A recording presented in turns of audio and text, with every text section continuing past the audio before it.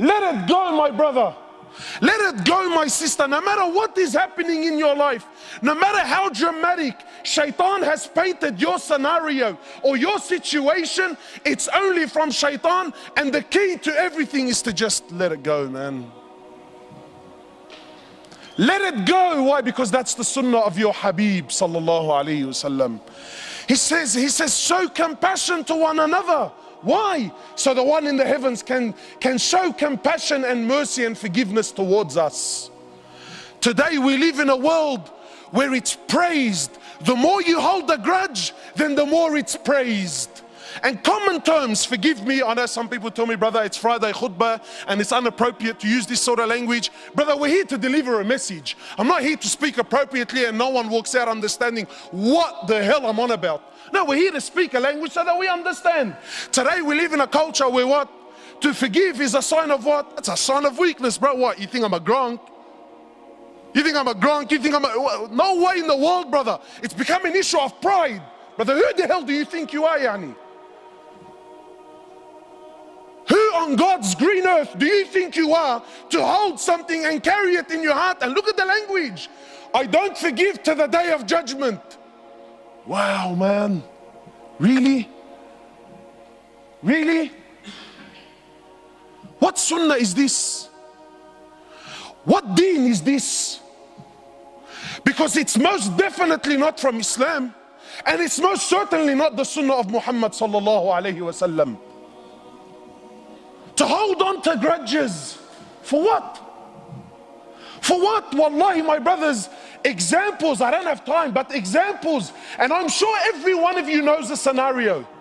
Wallahi, blood brothers, they grew up, they came out of the same womb, out of the same mother, they suckled on the same breast, they lived and slept and grew up in the same bedroom, ate from the same plate and drank from the same cup. Today they don't speak to one another. Why? Because his wife said and my wife said. The hell with your wife. How does it possibly sit in any sane mind that my brother, the one who I grew up with, I allow a woman to get in between me and him? What deen is this? Father and son that don't talk to one another. Mates that grew up on the streets, they lived by... Brother, we did Habas together, Khayye, Habas. We were like that in Habas. 10 years I did time with him, 10 years. I'll take a bullet for him, bro. One drama, one incident, and all hell breaks loose. What happened, Akhi? Where did the hearts go, man? Husband and wife for 10, 15 years. Yeah, we had a divorce. Why? Wow, what happened? My wife showed me a post once on the internet. A woman was having some troubles with her husband. She's asking for advice. She has 3 kids. I quote, 3 kids, husband and wife. You shared the same bed for years. You ate from the same for years. Brother, how big could your drama be? Brother, we're human beings. Everyone makes mistakes. You're not perfect. I'm not perfect. But why is it that when a drama comes, no. This is unforgivable. Why? Why? 10 years marriage, kids between one another. She's asking for advice, her husband, whatever he did. So one of the sisters in a nice hijab, mashallah, she writes back to the sister, and I quote, the hell with him. Wow, man, just like that, the hell with him. Just like that, bro. We forgot all the good times. Just like that, the hell with him. What is this, man? So then there's always a scholar amongst us who comes to me, he goes to me, brother, and I get phone calls all the time. Brother, all I want is my haqq. Eid al-Quran, I'm not asking for anything more than my haqq, brother. Is there anything wrong with what I'm asking, cuz? I'm not asking for an inch more and not an inch less. So in his mind, shaitan is making him think, brother, that's your right, cuz. Doesn't Allah say, and look, I love how we quote ayat of Quran that suit my nafs. Doesn't Allah say in the Quran, brother, tooth for a tooth and an eye for an eye? Yeah. All I want is my haq. When they got married, the sheikh came and her family and let's start with the Fatiha. Why? Because it's the opening of the Quran and so that the hearts can flourish and we can come together. But then when there's dramas, it's my lawyer versus your lawyer. When the kids are with me on the weekend, your mum's a dog, your mum's a hayawani, your mum's a this, your mum's a that. Then when the kids are with the mama, mum, throughout the week, your father's a 1, 2, 3. She wipes the floor in the toilets with him day and night. Wow, man, just like that, just like that. The brother, forgive, let it go. No way, brother. My heart, I want my heart. I tell you, fine. So the brother says to me, is there anything wrong? I tell him, brother, wallahi, there's nothing wrong with you asking for your haq. There's nothing wrong with you telling me eye for an eye and a tooth for a tooth. But I'm telling you this now, that if you open this door with people, Allah's going to open this door with you on the day of resurrection.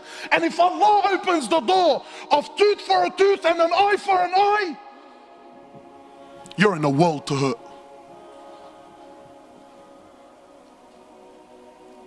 Every single one of us has troubles in his life. Every single one of us has made mistakes. Every single one of us is a sinner.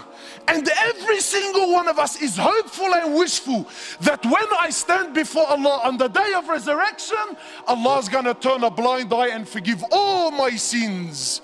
Yet you can't even forgive the person you grew up with for years of your life for one issue.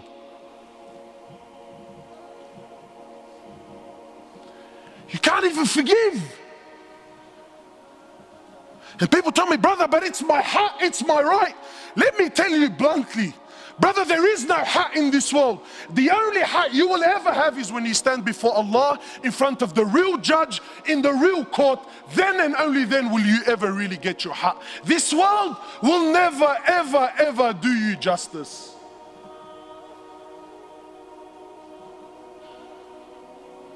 Where are we? Really, my brothers, wallahi, where are we, man? Forgive me, if I'm a bit too, but wallahi, my heart hurts me. When I see two people who before the drama, they're the most religious and God-fearing and Allahu Akbar and wallah, brother, we're like this and eat al-Quran and wallah, I forgive you and I love you for the sake of Allah. But as soon as you step on my toes, what was once a nice bead is a piece of Velcro, throws it right out the door. Come here, you little this and that, and let me, wow, man. What happened, cuz? What happened? Yeah, but he disrespected me. Let it go, man. Let it go. Not for Allah's sake. Let it go, cuz. Let it go.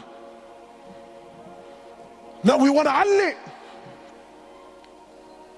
Those that show mercy and compassion towards one another, the one in the heavens will show mercy and compassion towards them. You see, my brothers, you know what I love about the Sahaba? The Sahaba were real people. Many of us, we like to praise the Sahaba so much so, to the point where we start painting this picture like they never did anything wrong. Well, you're very wrong. Sahaba did a lot of things wrong, but that's what was beautiful about them, because they made mistakes. Then the way they dealt with their mistakes is what makes them so special and so unique. My time is short. One particular incident. After one of the battles, there was booty of war, gold, silver, swords, shields, stuff like this. So the Sahaba gathered, there's a lot of it, it's money. So they started sharing their opinions as to how they should distribute this wealth.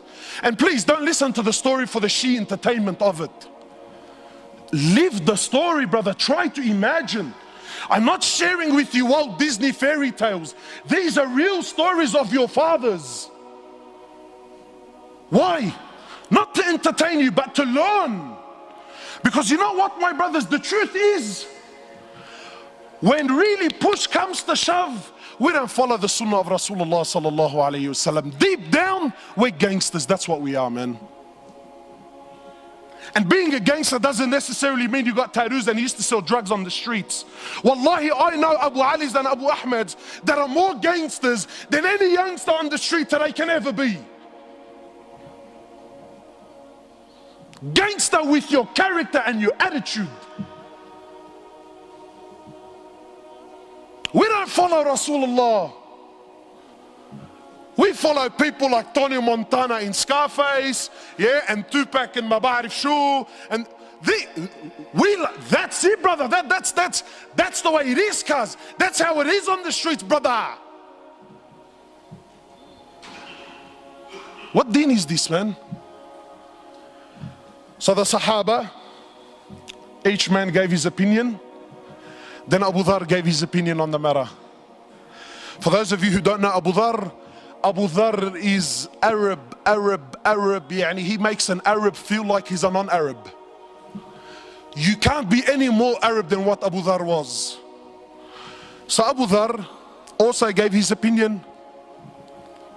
Today, mosques. I was in Canada, mosques are waiting in courts to deal with the issues. Why? Because, brother, I gave my opinion and this guy disrespected me when we were in the meeting, so now it's me versus him. And mosques are going to war with each other. Why? Who's hit it? Brother, I gave my opinion. What, and he went against me? Doesn't he know who I am? I've been here for 10 years, brother. This guy's only been on the board for 5 years. These are the people that are leading our masajid, mashallah. So Abu Dhar gave his opinion. Then the next person was Bilal radiallahu ta'ala anhu. Bilal is the muaddin of Rasulullah sallallahu alayhi wasallam. Bilal not only used to be a slave, but an Abyssinian slave, meaning he was black. So as far as society is concerned, talk about being rock bottom. But you see, Islam came to break this. So when Bilal gave his opinion, he says, Abu Dhar, I disagree with you. Allahu A'lam, I think this is what we should do with the wealth. So Abu Dhar, imagine being put on the spot in front of everyone. He says, even you, ya Bilal, even you son of a black woman, even you're going to disagree with me today. These are big words. So Bilal, rightfully so, got very upset.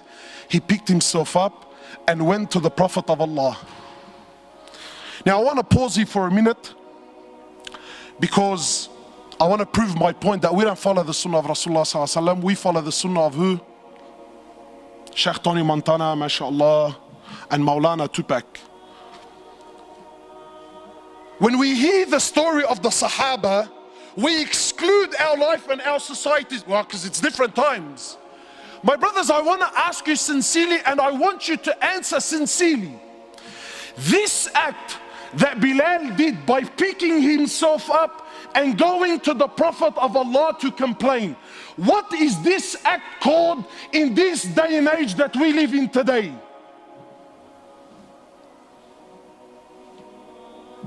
He's a snitch. True or not? Brother, we have a drama. You pick yourself up to go complain. What are you, a woman, bro? That's street language. You see, but Bilal wasn't corrupted by your Tupac and your Tony Montana. Bilal was affected by your Prophet, who you claim that you follow. You see, Bilal had something in his heart, so he went to someone that can help him with this situation. You and I, nah. That makes me less of a man. Nah, Habib. I'm gonna hold it in my heart. For the next 20 years, I'm gonna thrash him, backbite him, wipe the floor with him, slander him with any opportunity that I can get for the next 20 years. But I won't go to someone that just might be able to help my situation.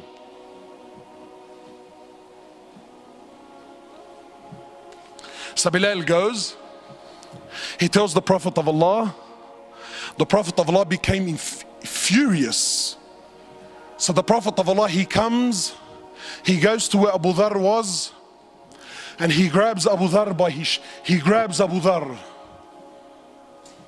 Talk about bridging up. This right now was bridging up. And he grabs Abu Dhar and shakes him and says, Abu Dhar, you are a man that still has Jahiliyyah in his heart.